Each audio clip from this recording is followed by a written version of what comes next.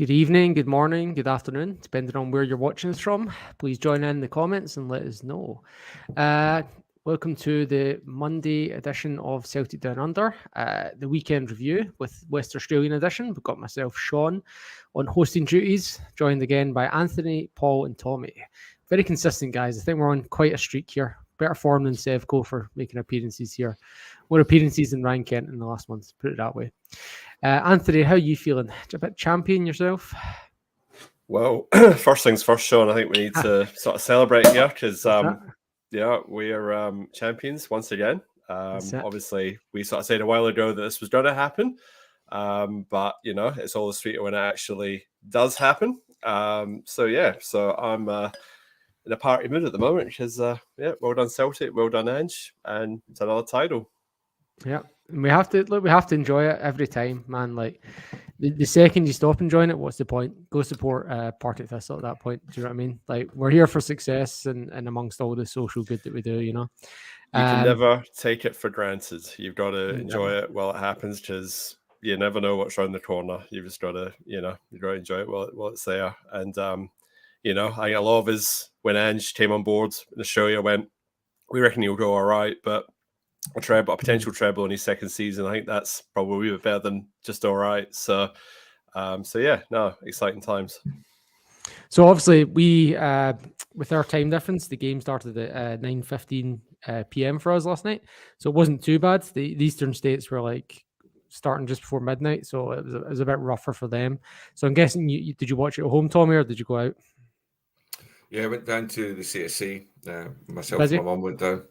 It wasn't that busy. It was in Linux Lounge, the one that we watched generally. Yeah, they opened that up. So it was it wasn't really like full. There's probably, I reckon, maybe about 75 to 100 people there, which isn't bad for a Sunday night, 9:15 That's good, right? Kickoff. So I'm denied about going, to be honest, just with working and everything. But I thought I got to be there. So it was a good night. A bit of a stodgy performance, which we'll get on to, I'm sure. But that's all that matters is the 3 points. Get it done first time of asking. And lovely way to end the weekend. Yep. And Paul, have you decided to start playing football yet this year, or are you still under the thumb now that you're married? I don't know if it's under the thumb, but I've still not been at the physio for the hammy. So until I've dealt with that, okay. I think your recruitment technique needs a wee bit of work there, Sean. Just quietly. Yeah. Man, we've got. I keep getting told I've got options of clubs, so I'm not. Yeah. Are you Alfredo Morelos? Are you got options or what? Yeah, well, apparently clubs want to pay 20 million for me, but then nobody's lining up. So Chinese clubs. It does sound very similar to Morelos. I'm probably after losing some weight before the wedding, I'm probably thinner than him at the minute. That's not hard though. Really. I was going to say, suppose a professional more hair than Ross Kemp. Do you know what I mean? Like, what are we saying here? Right, Paul, I'll just bounce straight back to you then. So I'm guessing you watched the game at home last night, or did you see Tommy at the club? No, I did see it at home last night. And by the time we got followed up on celebrations and other bits and pieces, probably less than 6 hours kit before getting up and getting the day ahead. So I'm pretty. It's been a tough day in terms of just getting through. But obviously, as the boys have mentioned, when you've got something as good as we've just had in terms of celebration, it's just push it through. So yeah, I watched it at home. Pretty much sober. I'd had a few beers in the afternoon, but they'd pretty much worn off by the time the match kicked in. So again, no real need to do much watch back, which probably for the best because it wasn't the greatest game we've had this season. To be honest, I did watch back the final 15 minutes because I'd realised this afternoon that I'd pretty much switched off after the second goal went on and just kind of stopped paying attention to what was happening football wise. I was just getting ready to celebrate. So yeah, it was, you're right though, watching the celebrations and stuff was taking us up to close to 1 a.m. So it was a rough day at work today. And my kid's sick as well. She's in bed just now with cold. So if I randomly disappear at some point, you guys just carry on without me. Pretend I'm just going for a pee or something like that. So Paul, give us your overall your thoughts on the overall performance, and then we'll work our way around hearing everyone else as well. Yeah, thanks, Sean. Look, like I say, pretty stodgy. Not the greatest performance. fair play to Hearts. First half, they showed a lot of energy. Probably up 25 minutes, half an hour. They were probably the better side. They put us under some pressure, had us pinned back, high press. We struggled to get through it. I think that that we didn't pass that well out of defence, which was a key issue in that. But for all of that, never mind that period of pressure, they didn't have a single shot on target in the whole match, I think, on the stats that I look back at. That's correct, yeah. So for all the sort of noise coming out that they were the better team until the sending off, and I'm sure we'll get into that in more detail, it's obviously that's the major turning point of the match, right? But you kind of think that even if that hadn't happened, we were starting to get on top in the last 5-10 minutes of the game. Obviously, if he doesn't do the foul, then it's a pretty good chance of a goal, which is what led to the red. And you just assume that the kind of relentless nature of our play and the energy that they had to sort of put into it would have eventually told. Otherwise, it would have petered out like the match the other week against Motherwell 0-0. So, look, job done as far as I'm concerned. We'll get into the red, but for me, it's an absolute stonewaller. I don't know what. We'll come back to that.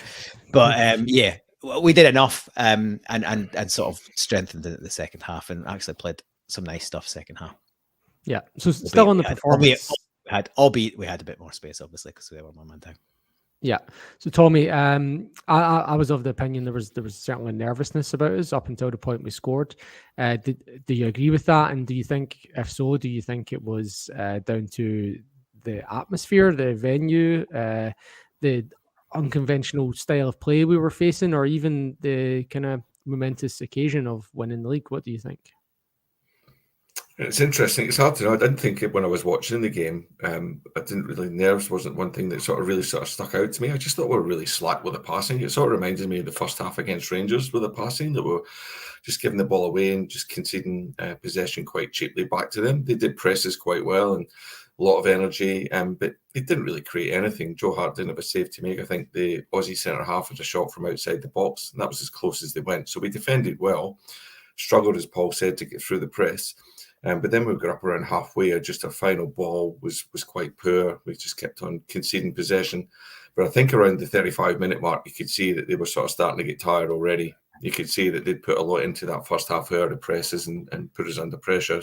And you've got to give them credit for that.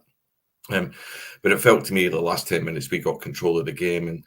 And second half, I just thought first 50 minutes were still a bit patchy with the passing, but the first goal changed everything. And then after the first goal, we just get back to the way we can play, passing and movement.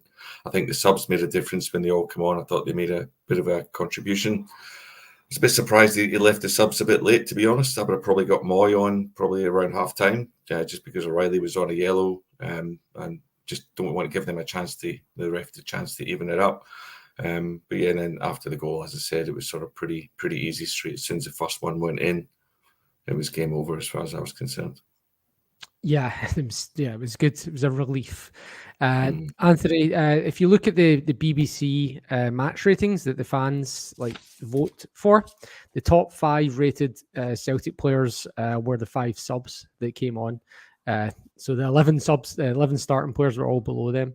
Do you think that's fair, or do you think it was a reflection of Hearts fatiguing with 10 men? Do you think it was the goal settled us? Do you think it was Ange putting them on blast at half time? What do you think was the uptick in the performance in second half was down to? All of the above.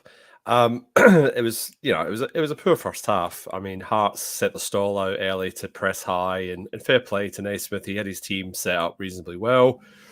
Interesting enough, some of Naismith's comments pre-match were actually quite full of admiration for Ange, and sort of saying that he admires his courage of his conviction, because he remembers back when they played in the first game at Tynecastle when he started, and he was getting slaughtered in the media and playing this attacking brand of football and all that sort of stuff. So in fairness to him, he's been quite reasonable in the media both pre and post match. So you can see that they had 2 weeks to set themselves up and apply the press, and we probably didn't respond as well to that as I thought. Maybe we should have. Passing was pretty poor, and resorting to sort of pumping it along, which isn't really our game and isn't sort of Kyogo's sort of strength. So obviously setting off changes that, the game was probably starting to turn slightly before that. We're starting to just find a wee bit of space. It's very hard to do that high intensity press for the whole match. That does lead to fatigue. And obviously when they go down to 10 men, that fatigue obviously kicks in more so. I'm with Tommy. I would have had the subs on, maybe not at halftime, but I definitely, Ange is usually pretty good for a sub round about the 60-minute mark. And I was crying out for it at the end because we had passages of play where the ball was just going square. They were sitting a bit deeper. We were just sort of squaring it along, passing it back. Starfelt was the player having to play the forward pass. And I'm just like, oh, it's just had like a bit of Brendan Rodgers sort of feel about it. I'm like, oh God, we need some subs on. We need Moy on. Obviously, O'Reilly was sitting on the yellow, so obviously that is in the back of your mind. So potentially even it up. So yeah, and then we scored, and it's like, well, just so we're not the managers, because we'd have made a few substitutions, and God knows what would have happened then. But the it was some goal, and both goals were actually excellent goals, and 2 bits of brilliance that actually unlocked Hearts and got us the win and won us the league. So obviously we'll talk about the goals in a sec, but subs did well when they came on. But yes, they were playing against tired legs, playing against 10 men, so you'd expect them to do reasonably well. But we'll get into some of the individual performances. But Callum McGregor was still, I thought, probably the best man on the park. There was one particular run in the first half where he managed to beat 3 players and then still managed to retain possession and square it to Hatate, who shot well wide. But you could see he was trying to get the team going because he knew we're a bit below our usual selves. So to answer your question, Sean, all of the above. So Mahesh has come in saying, going by the momentum data, that was Celtic's first half this season.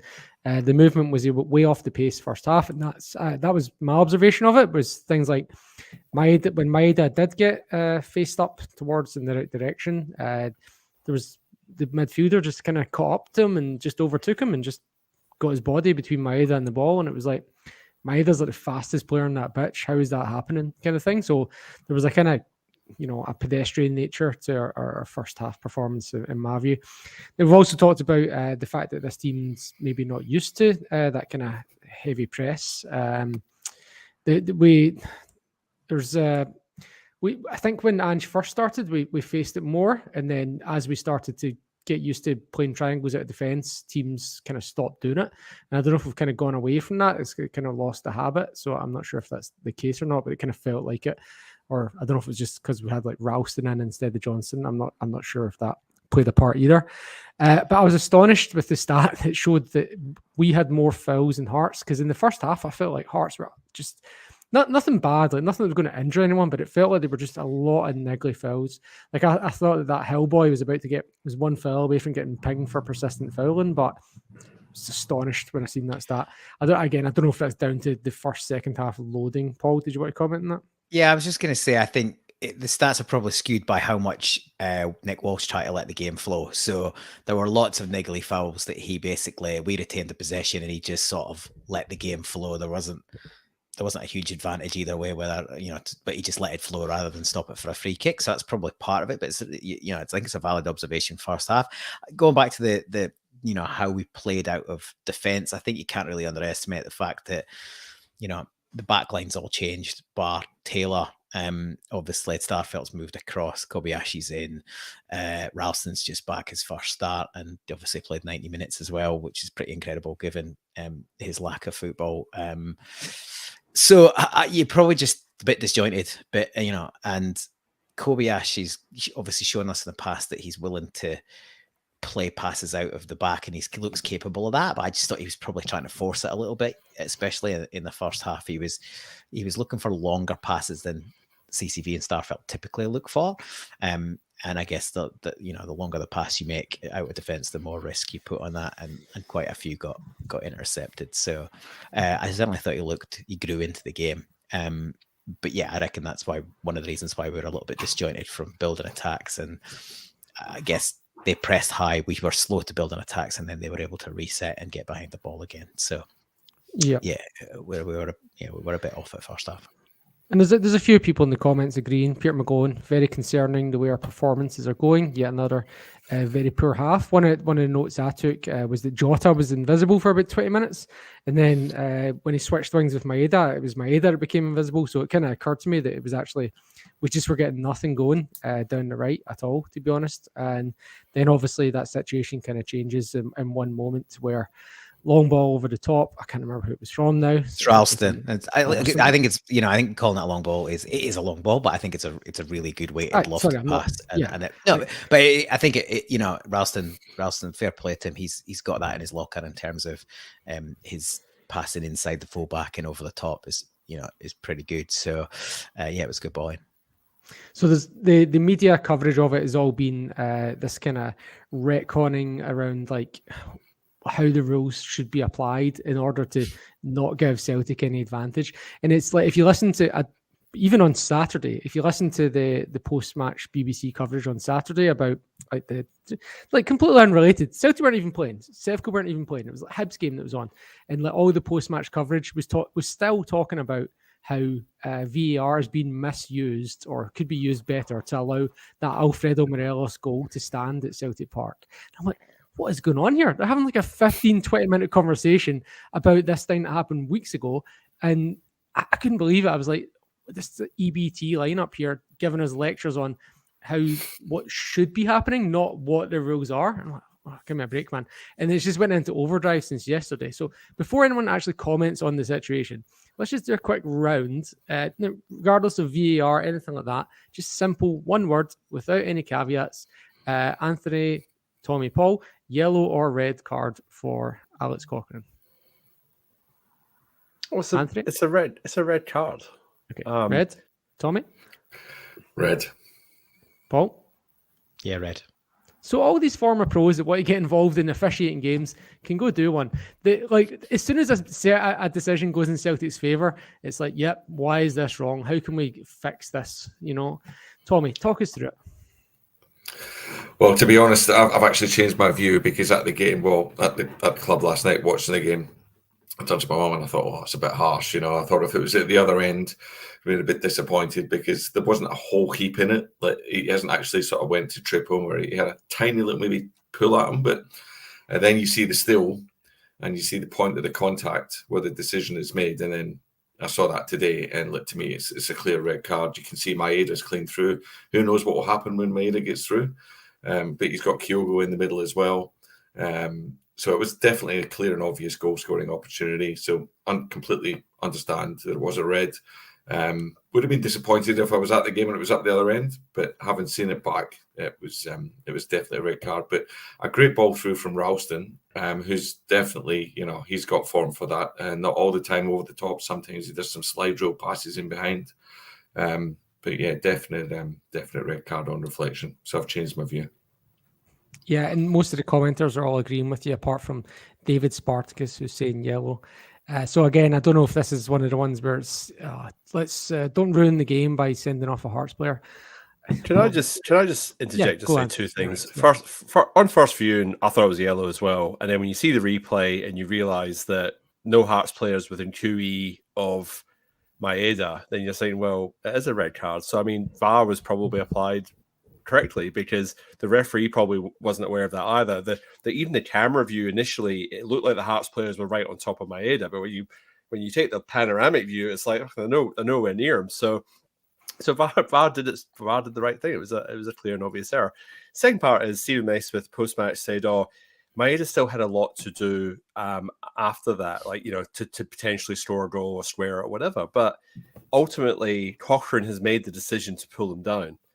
Cochrane could have let him go and said, well, all right, Maeda, you've either beat the keeper or square it to Kyogo, but he's chosen to pull him down. So he's committed a foul and he's paid the consequences of that. And all this thing that Andy Walker and Faddy and all these people going, oh, no, it ruined a good game of football. It's like, the rules are the rules. Like, Alex Cochrane, not a referee.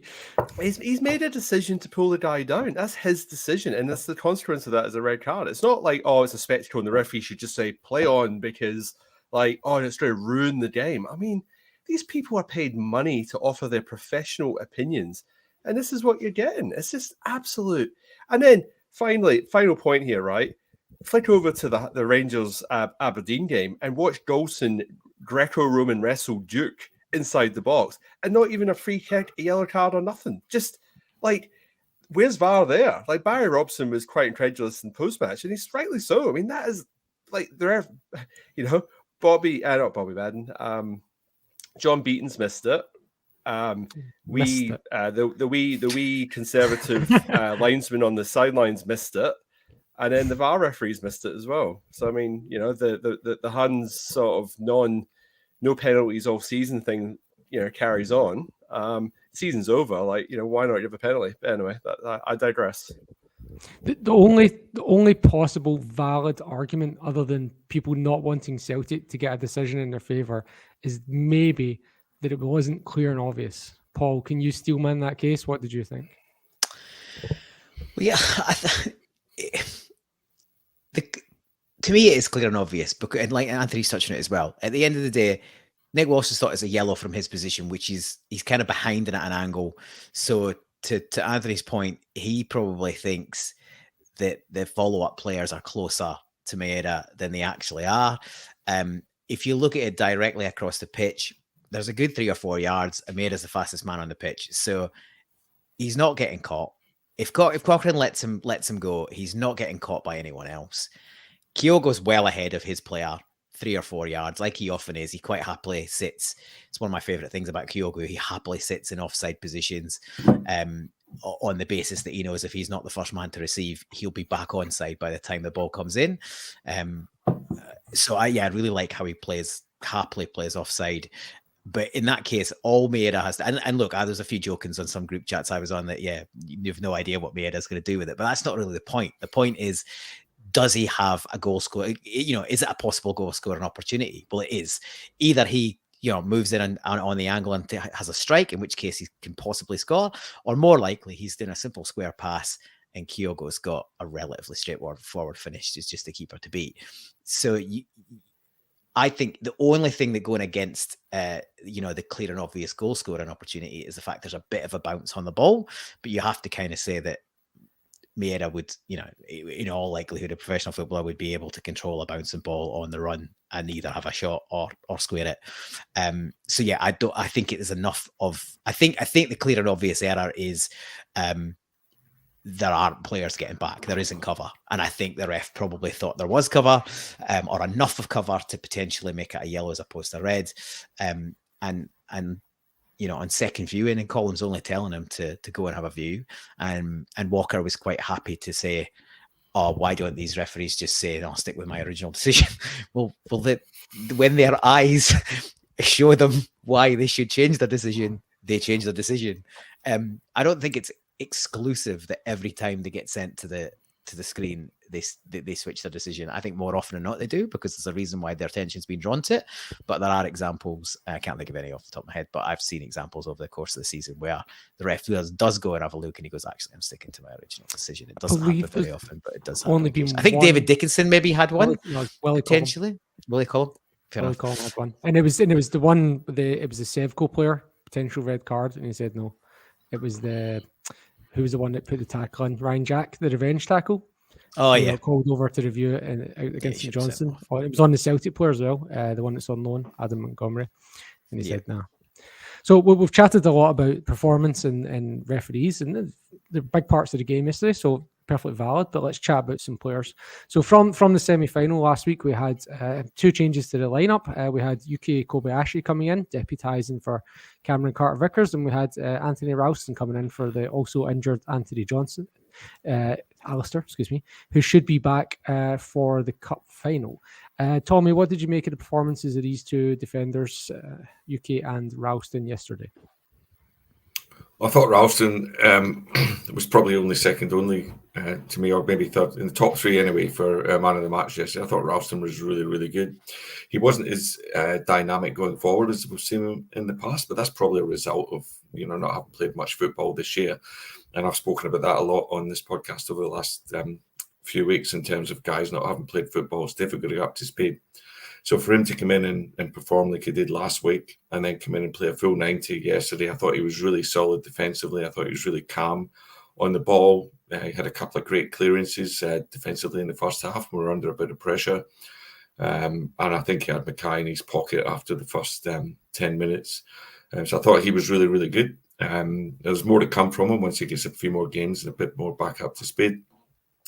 Kobayashi is probably one I was a little bit disappointed in yesterday. I've quite liked what I saw of Kobayashi so far, and he wasn't terrible yesterday. He wasn't great either. There was a lot of misplaced passes in the first half.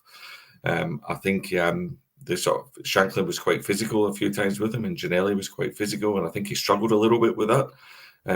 But then again, going back to the same thing, he hasn't really played a lot of football. One good thing about Kobayashi that I thought was that even though when he had given the ball away a couple of times, a few bad passes, he didn't seem to let it affect him. The ball came straight back to him, and he one touch here, one touch there, and found his targets. So he seems quite a pretty calm and composed player. So I'm looking forward to see him getting a bit of a run in the team. But I think you can tell. I think it might have been Anthony or Paul touched on earlier. You take two of the guys that are there every week out of your defence, it's always going to be a little bit disjointed. And I think we got that yesterday, but both of them will definitely be better for the run. Yeah, and I again agree.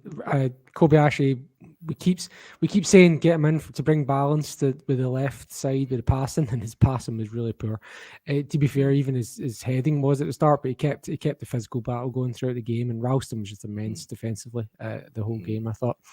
Starfelt obviously had to shift over to the right. Anthony, do you want to talk about Starfelt's performance? Yeah, I mean, he probably had a bit more of a senior role in the back line with no CCV and Johnson being out as well. So, him and Taylor had to sort of, the two more established players in that lineup. I thought he played reasonably well. He sort of hashed the clearance for the Rolls shot that went wide. He kind of probably should have done a bit better with that. But, he wins his headers. I didn't feel at any point that Hearts really pressured us from set pieces. So Hearts had quite a few corners in the first half. And, sometimes like when you're playing Celtic, sometimes it gives you a bit of the fear. But with Hearts, it didn't really feel like weren't really under the cosh. And ultimately, they didn't have a shot on target the whole game. So, I mean, as much as they harried us and they hurried us and we coughed up possession and whatnot, I kind of feel like we defended reasonably well. Like Ralston put a good clearance in for one of the chances. It was frustrating watching it because you're just wanting to win so we win the league, but we weren't playing well. But also, we didn't look like we were going to concede a goal either. Like it was, I won't say it was like a stalemate, but it was sort of like, for all Hearts huff and puff, they didn't. There was one chance with Shanklin and Joe Hart put a really good save, and it turned out to be offside. So that was probably, you thought that was a chance. It actually wasn't a chance. And then obviously Rolls hits it wide. Then the flip side, Starfelt actually bags a goal, obviously also offside because Ralston, the initial pass, he was offside in that phase. So, he had a good game. And he plays the ball in initially for the first goal as well before it comes back out. And then obviously McGregor does his thing. And I think, I touched on McGregor before just to pivot a little bit, but that ball through to Hatate is something else. I mean, the timing of that was just spot on. Hatate's made the run. He's just onside. Ball's played through. And then Hatate squares it. And Kyogo with the absolute, just the deftness to finishing and touches. He made no mistake. And obviously it took a bit of a tumble and he came off as a result of that. But, finally gets his 30th goal in the league. I kind of felt it was starting to become a bit of a millstone around his neck. But it was some goal to break it. And, that's the goal for me that wins the league. Yep, man. You covered quite a few players there, so I wasn't sure my launching point onto Paul here. Paul, Kyogo, so that's 30 goals for the season, 50 overall for Celtic. You mentioned earlier that you like the way he kind of plays offside. He's 3 clear in the SPFL Premiership scoring charts. That's him on 24 goals now for the season. 4 goals, 4 games left. I think the injury wasn't a real injury. Yeah. What did you make of his contribution in Hatate's as well? If you'd like to cover him too. Yeah, we'd like to cover him too. Look, it was one of those games for Kyogo, which he has quite a lot where he doesn't really see a lot of the ball. He doesn't need to see a lot of the ball. You give him you give him one or two chances in the box, particularly in a 6-yard box, and you've usually got a goal at the end of it. So as usual, his work rate was excellent. He took up good positions, as indicated earlier on. He happily, we were sort of, because we hit the ball a bit longer, and I think Mahesh has put a comment in about how many long balls we tried. There were quite a few times, because he takes that position up and he's happy to play offside, by playing it long and playing it long centrally, he couldn't go for it, because as soon as he makes a move for that, he does become actively an offside. So he plays off the shoulder of the defender, happily being offside, because the first ball should be to one of the two wings, and then if we shift it quickly, either square or cut back, he's well ahead of his marker, and that's usually where he gets a lot of his space and creates a lot of his chances for. So I think that was a bit of a flaw in some of the sort of rushing to kick it up, up long and up through the middle. It's quite a fair tactic if you've got O on, because obviously he loves that physical battle and to try and pull it down and knock it off, and for players to play off around him. But it doesn't work if it's Kyogo that's through the middle. So as usual, put a shift in and took his chance and pretty much turned the game in our favour. I think I maybe have some, if I was a Hearts fan, I might be a little bit annoyed with the keeping. It doesn't seem like it seems like it sort of bounces on or off or over the keeper. And maybe it's just the sort of, as he's sort of coming back and the ball's going in the opposite direction, it just sort of puts him off balance. But I thought the keeper would be a bit disappointed with his efforts there. It sort of bubbled over him. But yeah, great movement again. Beautiful ball in by Hatate and Kyogo breaking a neck to get in at the front post. And he's obviously sort of slightly damaged his arm, I think, in the tumble, but given the celebrations that he was involved in, both after the match and on the pitch and back at Celtic Park, from the footage I've seen, it doesn't look like it was of anything it doesn't look like he was in too much pain. So I would expect he'll be fully recovered and he'll be back in the team for next week. Hatate, I've seen some mixed reviews and mixed commentary on Hatate's performance. I actually thought he had a pretty good game. Comparatively, obviously not up to his absolute peak, but if we think he's just coming back after a really long layoff, I thought he was much better than he was last week. And a few of those key moments, he had the volley, which he was a bit unlucky to that was a great run as well, and a good little dink, and he nearly could have had a goal there. The run, McGregor's pass is great, but it's nothing without the run from Hatate, so you need both for that to be as good as it is. And then he delivers a really good ball in from Kyogo and he does the rest.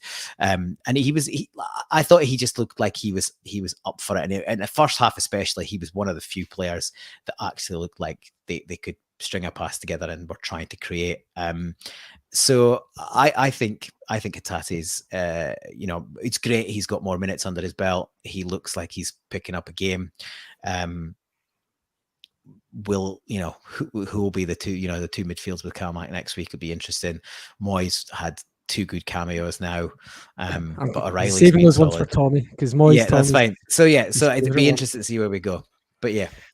So I've got a stack of comments lined up here that I've been saving for Tommy. We've got from Nax. Admittedly, I still haven't seen the whole match, just bits. How'd Moy go?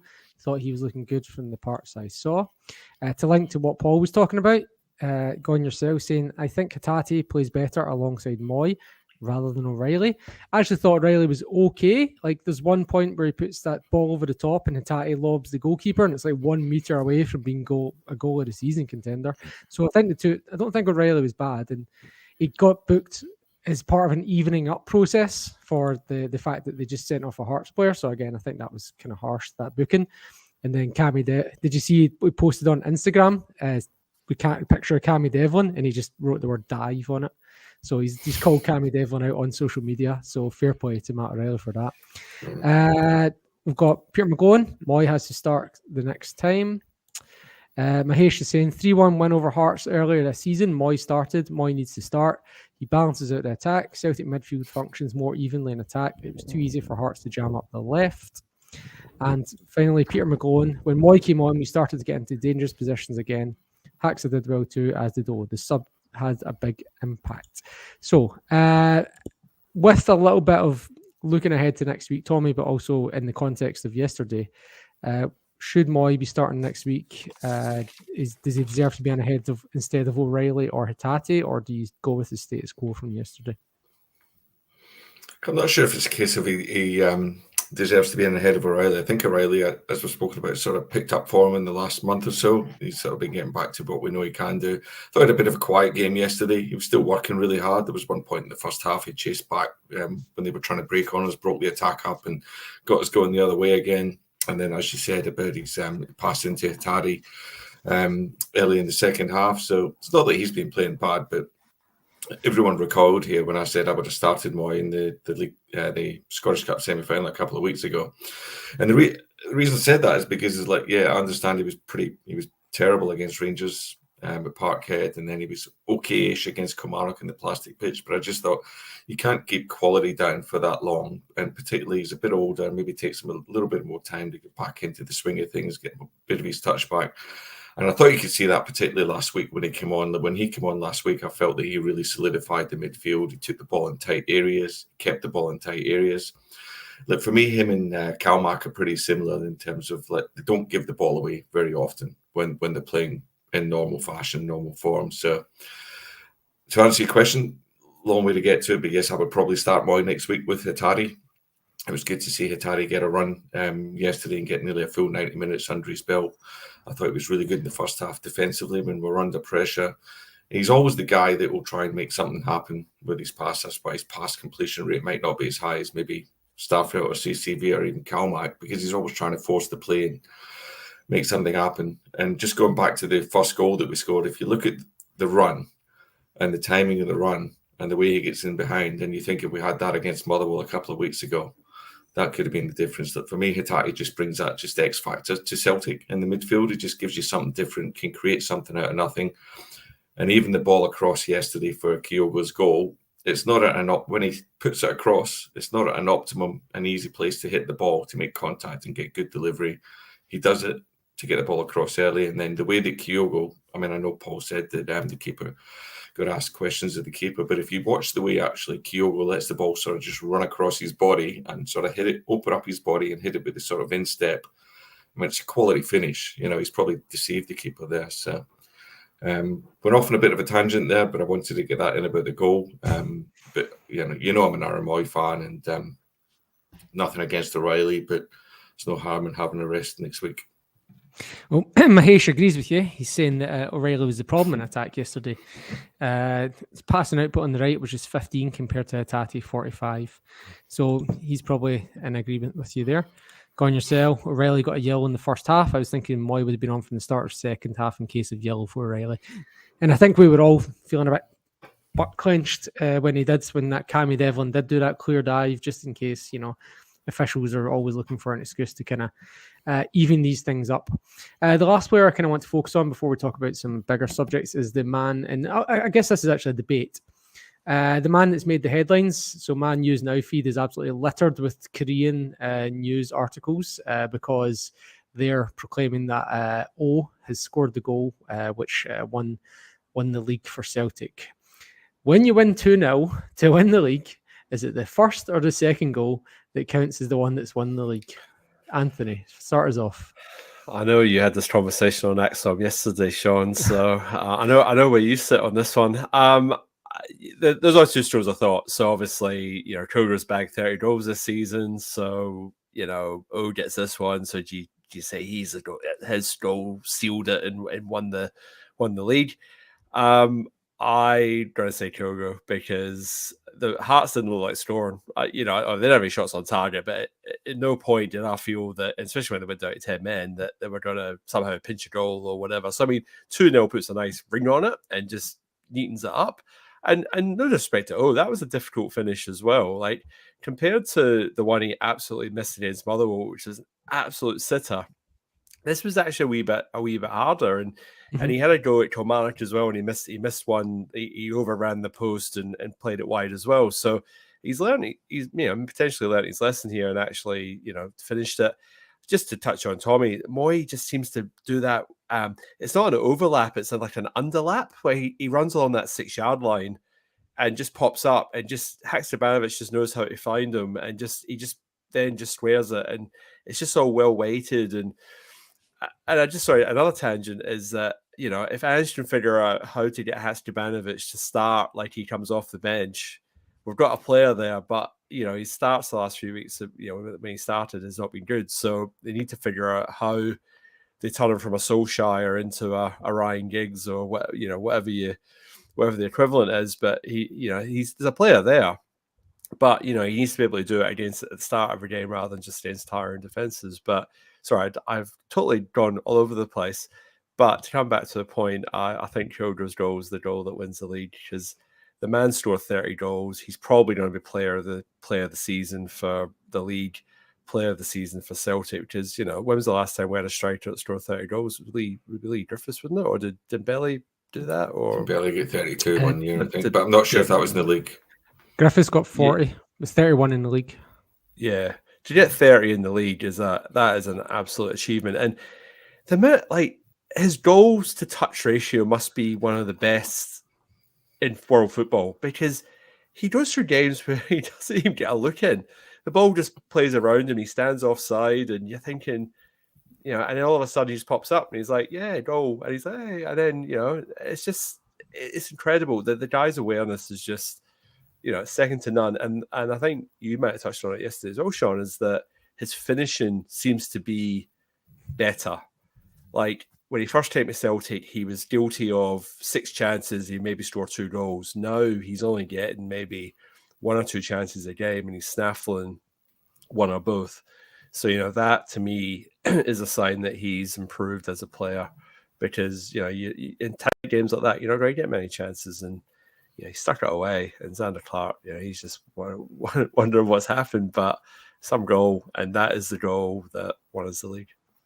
Yeah, and I thought that Oh's goal actually showed some really good movement, which is something you'd normally, again, would associate with Kyogo. So, Paul, do you think he's a pretender to the throne, or, you know, do you think he's learning from the Japanese, or what do you reckon? And who do you think? Sorry to interrupt, Sean. Sorry, go Tom. Sorry to interrupt, Sean. Was that a pun for the weekend? No, what did I say? Did I make a pun? A pretender for the throne. Sorry. You said a pretender for the throne. Actually, no, I did not. I was like, come on, mate, not this weekend. I sorry to interrupt. That was really thinking about it. Go on. Yeah, Paul, sorry, what do you reckon? Oh, does he get the credit, or is it Kyogo? Well, you know, they don't, like Danny's point, they don't score. So if he doesn't score, it's 1-0 and we've still won and we still clinched the title. But he said the second certainly makes it more comfortable and takes the pressure off. So, you know, it's pretty important too. In terms of is he a potential replacement for Kyogo? I don't think so. Certainly not yet. Kyogo's pretty close to the finished article, and he's very rough around the edges, but he's shown a lot of potential for a kid that's as young as he is, coming to you know, leaving home, coming overseas. You know, big club, big pressure. And yeah, he's missed some chances. Of course he has. You know, there's not many strikers that haven't missed chances when they get opportunities, particularly when they're off the bench and they're only getting a few minutes. Your natural situation is that you potentially snatch at a few, because, you know, you've got that urgency and keenness to sort of to make every second count when you're coming off the bench. But if he's not learning off Kyogo, you know, he's missing a trick, because there's plenty to learn off of a player with his quality of movement and finishing. So, yeah, look, I think that there's a lot to be excited about. Oh, he's certainly got potential, and we'll have to wait and see if he can you know, live up to that potential. But I guess I wouldn't be surprised to see us sign another striker in the summer as well. So that will make it even harder for him to get game time. But, you know, we want a competitive squad, and we're going to be going on all fronts again next season. So yeah, that's the nature of playing for a club like us. I personally think that he's too focused on engaging in a physical battle.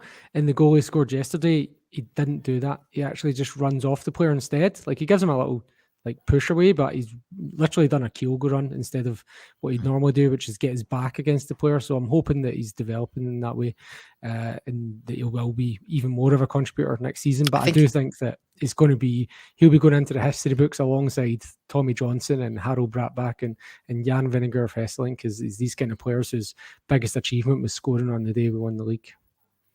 Look, I think there's a long way to go for him. You never know, that might be the case. That might be the case, or he'll go on to even better things. But I definitely think that he needs some variety. But I do enjoy the fact that he's got that physicality in his game, because it gives us another edge. It gives us another angle to mix things up when things aren't maybe quite going our way. So I do enjoy the fact that he's willing to engage in the physical battle, but I agree with you that it doesn't need to be the be all and end all. So thanks, Paul. Tommy, did you when you were in Johnny Fox's, did they show the post match, like the interviews and stuff, the celebrations, or was it just the game then cut? They showed a little bit, but to be honest, like, me and my mum left not long after, because I wanted to go home and try and get to bed. So I didn't really hang around for too long. So I thought, well, I'll catch up with it when I get home anyway, like on Twitter and YouTube and those sort of places. So, but it didn't cut straight away. There was still, we stayed for probably about, I think, 5 or 10 minutes, and then it was still going by the time we left. So I've been struggling to see this post-match interview with Postecoglou that everyone's talking about because of the geo restrictions on it. I've even been sticking my VPN onto UK, and I still can't find it, to be honest. So did any of you guys see it? Yeah, the Sky Sports one. The one on the pitch? Yeah.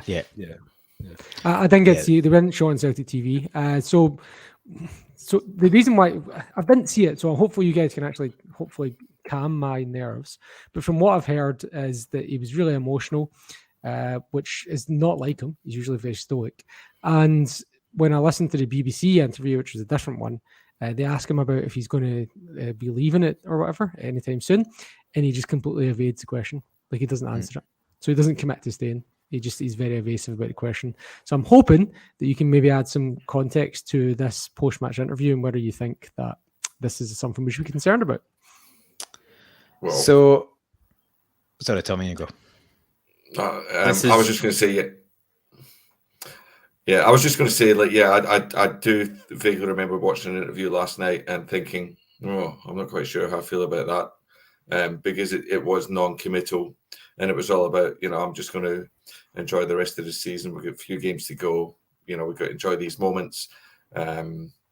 Get at the end of the season, and then we'll see what comes next, sort of thing. So it did sort of make me think, hang on a minute, I'm not sure, but I like that. But having said that, it's just Ange, isn't it, really? If you think about it, he plays his cards very close to his chest generally. So whether we should get concerned about it or not, I think he'll be here for a crack at the Champions League.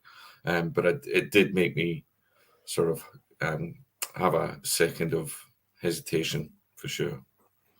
Anthony, I think he really holds it together the whole season, and I think when they finally go over the line, he has a moment where he's like, "I've done this," and the guy has a right to get a bit emotional. He probably has to hold it in. He stands on that touchline stoic as all the time. Doesn't matter what's going on around him. He just stands there, and he's just. Occasionally he pulls a face or whatever, but for the most part, he's very cool, calm, and collected. And he's end of the day, he's a human being. He's shown a bit of emotion. I don't think he's going anywhere. Not in the next season. The 3-year cycle, I'll be more worried. But I think Tommy says that he wants another crack at the Champions League. He's building something. I don't think there's a job in England at the moment that would really sort of interest them / the top teams, are they going to go for Ange anyway? Probably not. And is he going to go for a mid-table, lower table strap? Probably not. So, as long as Klopp's in the job, I think we're all right. But I just think the guy's just sort of, it's like a mental release. He's like, I've done it, and he's a wee bit choked up about it because I think that's just human, and I think it's just another thing with him. You say, well, at the end of the day, he's like us. He enjoys his football. He's a fan, but he's not allowed to show that side of himself, very often. Yeah, so I think we're Sorry, I'll come back to you in a second, Paul. Cool. Jamie Young saying in the comments, don't say stuff like that, guys, which is pretty much, I don't want to say it. I'm just worried and I'm reaching out for help here, okay? Peter McGowan, Ange, here to stay. Why should you keep answering the same questions? Again, if it was just that question on its own, I wouldn't be having concerns. But when paired with the fact that he's emotionally cracking, which he's never done before that I can remember, that's why I'm concerned. Paul, you?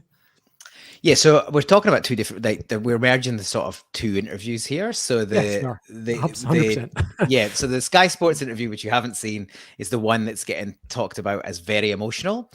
Mm-hmm. I think it's been over-egged, if I'm being honest. So he basically, it's right after the game, the fans are all behind him. Basically, he said, it's, this doesn't happen in a bubble. You've got your family, the players and the manager just do their job, but it's all the people behind them, their families, the sacrifices they make. And he's spoken about his wife and kids and the sacrifices they make plenty of times in the past, but it's basically that he's acknowledging. And I think just the connection to, we know that he's heavily invested in his family. And I think that is one of the things that will be part of his decision-making, whether he stays or when he goes, or is how settled they are and how, how they build into whatever is next, or whether he chooses to stay, even longer than we sort of hope and expect. So I think just a reference point to them. And as Anthony says, the release of, the big achievement finally being done, that leads to I didn't think it was a massively, you could just, there was a little crack in his voice and you could see there was a bit of emotion in his face. And I think it's been probably over-egged in terms of how emotional he was. Like, I didn't think he was on the verge of a breakdown or anything. I think he just, just that emotion of what he'd achieved and with the support of his family was built into that. And then and then I guess when you take that reporting and you haven't seen it, and then you overlay that on the BBC interview, which is a bit later post-match, stadium's empty, it's a bit calmer, and he just, it's a less friendly interview style, I would say, and it tries to pin him down to, oh, you'll be here for the Champions League. And I think he chooses to go, well, you're not putting words in my mouth.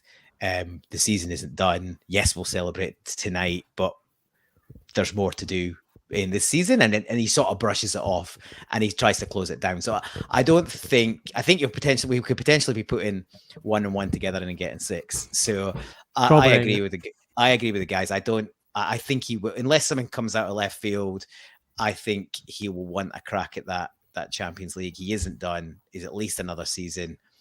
I know there are other commentators out there that are in the Celtic Twitterverse that think he's even here for even longer, which I would love that to be the case, but that might be wishful thinking. But I do think that all things being equal, he will be around for a crack for next season, and hopefully get another treble and can produce something in Europe as well. Hope so. So time's ticking on, and thanks guys for making me feel better. I was worried and now I don't feel as bad. So thanks. Scottish pessimism. Yeah, it's the Celtic Down Under support group. Hi, I'm Sean and I'm an Angeaholic. So there's a couple of events that were non-Celtic specific at the weekend that we'll cover on, and we'll circle back to the Celtic game to wrap up. So Anthony, while you were off getting your bottle of bubbles earlier, we nominated you to discuss the relegation battle. If you'd like to pick up that in the notes there. Oh, I can do my best, Sean. Thanks for that, guys. Basically, Ross County have pulled Kilmarnock and Dundee United back into the relegation scrap. So they beat Livingston 2-0. So Livingston are on a bit of a slump, and Ross County got all to play for, so they have dragged them back in. They're still a point behind Killie and Dundee United, but obviously being the split, they all play one another. So Ross County have to travel to Tynecastle this weekend. Dundee United then host Killie in the penultimate game, and then Killie Ross County on the final day. So all our fingers are crossed that Derek McInnes's Kilmarnock get relegated, because that gets rid of Derek and it gets rid of a plastic pitch at the same time. So 2 birds with 1 stone. Thank you very much. Yeah, County are probably getting stiffed there with away games to both Killie and Dundee United. So I'd be surprised to see them staying up, but as what it is. Just related to that, the team that will be replacing whichever of those 3 goes down, will be Dundee, who won the championship on Friday night. So all the games had to be played on Friday night, and the reason for this is that Queen's Park ground share Oakleview with Stenhousemuir, so they have to play their home games on Friday nights to avoid that clash. Quite a game, finished 5-3, and that meant Queen's Park finished actually third after being top for quite a while there. So they're going into the playoffs against Partick Thistle at the moment, and Ayr will be at the next round if they can get through that. But either way, Dundee are coming up, and good luck to Queen's Park finishing third despite not playing a single home game all season, because every home game has been at Oakleview on Friday nights. Paul, did you want to talk about the women's team? Well, I will touch on it briefly, like we've been covering it for the last few weeks. So it would be a little bit remiss if we just avoided it because we lost last Thursday. So yeah, the derby match. We unfortunately lost that game 1-0. There was a not. It seems to happen in it doesn't matter what derby match it is. There was a contentious decision where we had a goal chopped off for what was very innocuous. That their keeper had a little flap, missed it, fell over. I think Caitlin Hayes nodded it in, and somehow there was a foul found in there, and that left the game at 1-0. So unfortunately, that gave us took the league out of our hands. So we will potentially be reliant on Rangers for a favour to get us back in it. But yeah, look, there's a fair bit to play for. We got back on track and beat Partick 2-1 on the weekend. Both Glasgow City and Rangers won their games as well. So it's pretty tight at the top. Well, it's tight between us and Rangers. So there's literally our 5 goals is the goal difference. Same points, 72 points. Glasgow City are pretty clear with a 5-point advantage, but we've got to play them and they've got to play them. So it's still possible that we could win the league, but more likely is to try and hang on to that second spot to get the Champions League. So that is where the women's league is at. But it's good that we're even talking about it with the degree of focus that's on it. And yeah, this Thursday is the Glasgow City game, and that is at Celtic Park. So hopefully they will get a big turnout for that. And I know that is it free if you have a season ticket, or is it like an admin charge? Yeah, I'm not 100% sure, but I know that there's I know the North Curve are trying to sort of do the closest they could with showing the bottom tier of the Jockstein stand with a biggish turnout and vocal to show what that could be like if they get their way in and sort of move that fan area into that whole section. So I think there might be a decent turnout for that comparatively. So yeah, if you are in Glasgow, get yourself along to that on Thursday. And it's also on Sky Sports. So Tommy and Celtic TV, I think, as well for us that are overseas. Oh, for a change, that'd be nice. Tommy, did you want to talk about some of the fans in England getting on board, endearing themselves to the Celtic faithful at the weekend? Well, I just had to Google that, given that you just sort of dropped that, it sort of started before we came online. And one of the first things that came up was Piers Morgan slams Liverpool fans. So given that he slammed Celtic fans the previous week for our serenading of the monarchy at Hampden Park, I think the Liverpool fans are in pretty good company. So I haven't seen too much about this, to be honest. So there's a bit of a kerfuffle about them, the Liverpool fans booing the national anthem when they played the national anthem at the game before Brentford on the weekend. Who cares? Really, who cares at the end of the day? Seriously, everyone, you can have your opinion, and everyone's entitled to their opinion. Most people this day and age are mature enough to understand that everyone is going to have a different opinion.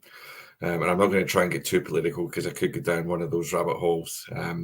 But the fact that Piers Morgan has slammed them puts them on the same page as Celtic fans. So I'm pretty comfortable with that. Yeah, mate, look, I am absolutely here for it. I care because I really love these jokes about the monarchy, and I strongly recommend anyone that's not seen it watches Frankie Boyle's Farewell to Monarchy. It is very good.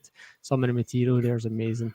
I probably shouldn't repeat any of the jokes on our podcasting because we might get censored, not good, etc., etc. But that's what I was trying to be very careful as well. Yeah, so, to be honest, if you search for it on YouTube, it is well worth the 45-minute watch. So let's circle back to the only coronation that actually mattered at the weekend, the crowning of the champions in Scotland, on a meritocracy, not on birthright. And what we'll do is just remind everyone to celebrate, to enjoy the occasion. And even though it wasn't the stellar performance, it was a victory, it was a clean sheet. We had, we fought through difficult venue, not too many away fans.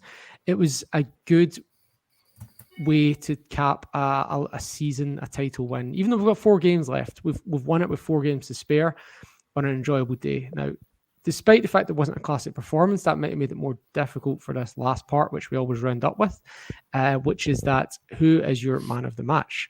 So I think Anthony might have given us a spoiler earlier, but let's just confirm. Anthony, who was your man of the match from the Edinburgh Rangers versus Celtic game at the weekend?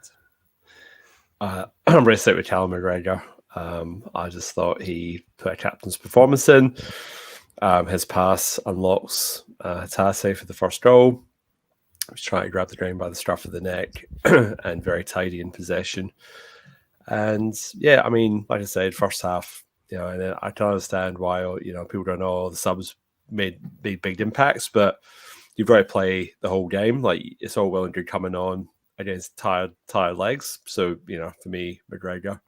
And fitting, considering that's the game that clinches the title. And his post-match interview was very good as well. Like, just, it's not lost on him. Like, he celebrates, like, he realizes as players in the team, this is their first title.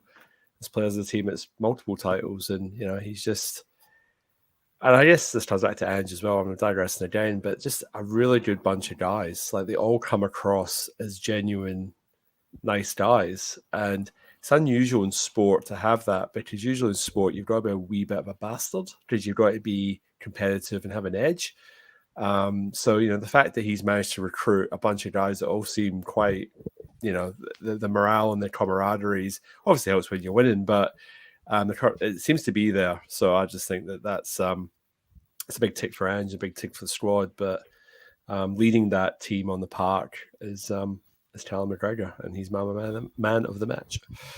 Yep, leadership through professionalism, not through selfishness.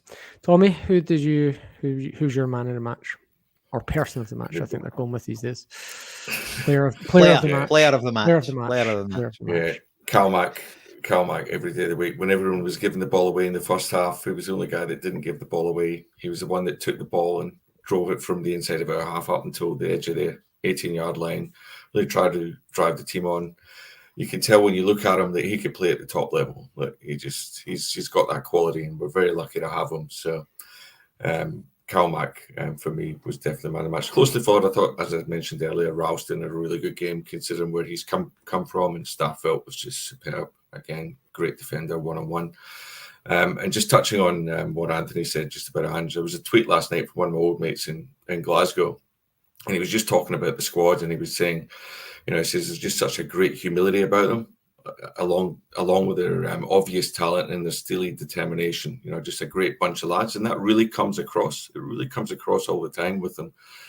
And for me, it's I went back to him at the same point and saying, Ange, it's all about Ange in terms of building the culture. And Ange speaks a lot about when he looks for a player, he doesn't just look at the player and the talent that they've got. Is this the right person? And for me, what he's saying is, like, do they have the right values? Do they have the right attitude? Do they have the right morals? All those things are going to make him a good person, not just a good footballer.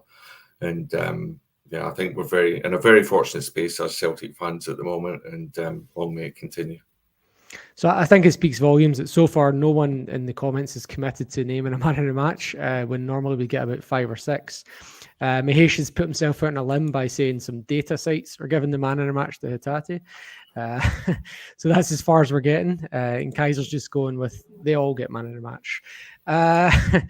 There we go. Belfast Celt is committed to McGregor as well. Paul, what are we going with for yourself? Yeah, so honourable mentions, definitely to Starfelt, who was super solid. And actually, I considered looking at Hatate for man of the match as well. I thought he had a really good game and getting much closer to what he can produce. But yeah, I'll go 3 from 3, and the skipper gets it for me too. I think the reason why you might consider not giving it to him is because we absolutely take him for granted. I think, like, we talk about this with CCV and him and one or two others, that they just produce such a high level performance week in, week out. And when you're used to that, it's sometimes easy to sort of overlook quite how good that their performance is and the level and standards that they achieve week on week. So yeah, led from the front again, led us to back-to-back titles. He's done a stellar job stepping up and filling in the boots of Scott Brown to the point where, is anyone even think we're missing a player of Bruni's caliber and what he's done and achieved at the club? Not really. So I think that speaks volumes in itself. And he's grown into that role really well as well. And as the guys have said, he spoke really well at the pitch afterwards. And I think he's a big part of. Ange is obviously a massive part, but I think Cal's a big part of how that group operates together, and the camaraderie and this team spirit and that the kind of will to win and the fight and the actual team element of it. So yeah, great performance again, and a brilliant season from Cal too. So some people might fall off. No matter what I say here, Cal Max got the popular vote in this podcast, and some people might have to reset their computer or check their headphones when I come out with my vote here. But I'm actually going to say my man of the match was Carl Starfelt. And now everyone I'm famously give him such a hard time, but I thought he was brilliant. It's particularly in the first half. He really stood up and filled the void that CCV left. He was brilliant in the air at set pieces. When he was 1-on-1 with the ball, Barry Mackay had the ball to see it 1-on-1, nervous situations, and he just handled it perfectly. I thought he was absolutely excellent, and he really led the back line well in the absence of CCV. But Cal Mack gets the 3-1 vote, and you guys all did give Carl Starfelt an honourable mention, so we can probably say he was the runner-up from the weekend. So we are well over an hour now, so unless you guys have any more pressing thoughts, Anthony, we'll wrap up. No, I'm good. I'm going to sit down and watch the Millwall Blackburn game. My mate's a red hot Millwall fan. Last game of the season, if they win, they get into the playoff games. So, so I'm ready to sit with him. He's in LA and I'm in Perth, so that's what I'm planning to do in about half an hour's time. Cool. Tommy? Yeah, nothing from me, mate, other than maybe just a poser. Going back to when I was a kid, just getting into Celtic, my favourite player was Paul McStay, homegrown Celtic central midfielder, Celtic captain.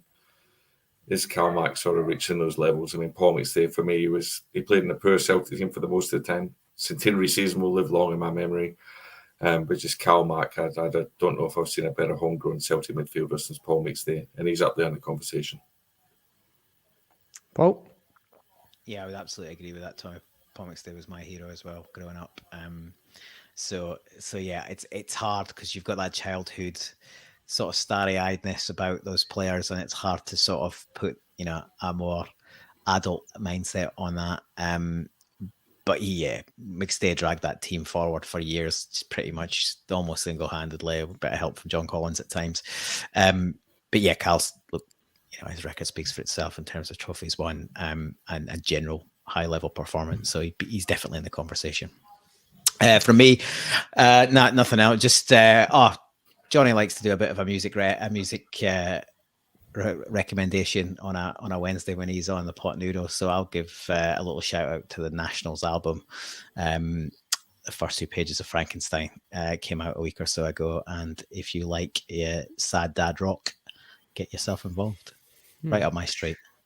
One thing we probably should have mentioned earlier in the other news, but I totally forgot about, was that the Celtic youth team won the Youth Cup against Sevcote Hampden last week. A game where the crowd was apparently totally populated by the unders, like the under 12s and 13 supporters who were going absolutely mental at the free scoring game.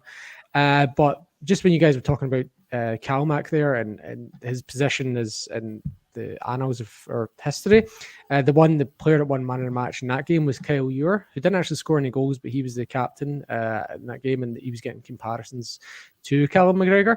And what was interesting was there was also some meltdown on the follow forums, because apparently his family are all season ticket holders at Ibrox, and he was released as a kid from from the forces of darkness and is now captaining the Celtic youth team to victories at Hampden against Sevco already, and he's only 16, 17. So that was an interesting... Very quickly, Sean, I just want to say that the Rangers youth team actually applauded the Celtic team when they won the medals as well. So nice. So I wonder if we'll get a guard of honor. I wonder if we'll get a guard of honor team. at Mordor this weekend. Probably not, but you never know. We'll see. But it's good that they showed the adults how to do it. That's interesting, isn't it? Whereas standards, Sean. Standards. Yeah. Whereas you've normally got coaches in the ladies team chucking out headbutts and stuff like that. But anyway, if you got a headbutt from the Rangers youth coach, you would probably just bounce off if you've seen his hairdo. It's like a big fuzzy flat cap, so it probably wouldn't do you too much damage. Right, we're well over an hour. Better wrap it up, guys. Right, enjoy the league win. Follow us on all the socials. Please like this video; really helps the algorithm. Follow us on Twitter individually as well if you get the chance, etc., etc. Other than that, see you all next week. Tune into our Tuesdays and Wednesday shows, and hopefully we'll be celebrating a win at Ibrox next week when we see you again. Thanks everyone for tuning in. Hail, hail.